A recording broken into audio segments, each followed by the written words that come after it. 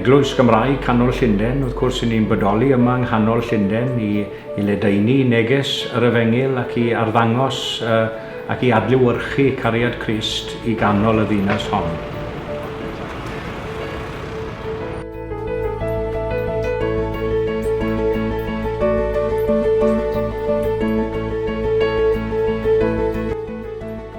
I ni'n cynnal oedfaon bob dydd Sul, wrth gwrs 11 y bore a 6 yr hwyr, ac yna cylch trafod neu ysgol Sul yn y pnawn am hanner awr wedi 4. Yn ogystal hefyd i ni'n cynnal oedfaon wythnosol bob dydd Mercher am 12, ac hefyd wrth gwrs yn ystod y flwyddyn mae yna oedfaon arbennig, adeg y Nadolig, adeg y Pasg, Silgwyn, ac wrth gwrs y gymanfa ganu flynyddol ar Sul y Cofio.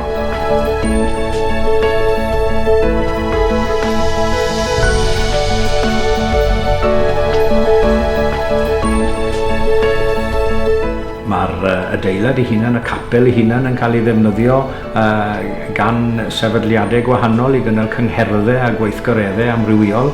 Mae yna neuadd eang ganddo ni lawr llawr hefyd sy'n cael ei defnyddio ar gyfer cenedleddau a phethau eraill. Mae yna adnoddau cegin ar gael os oes angen hynny. Felly o ran ein lleoliad ni, i ni yn ddefnyddiol iawn i bobl gan ein bod ni mor ganolog yma yn Oxford Circus.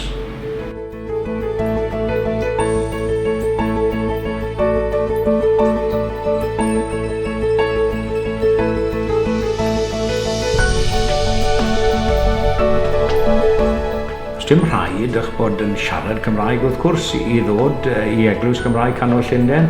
Mae'r oedfaon yn ddwyieithog a gewch chi groeso cynnes iawn hefyd os ych chi'n adnabod rhai sydd ddim yn siarad Cymraeg ond yn dysgu Cymraeg neu yn byw yn Llundain ac yn dod o dras Cymraeg.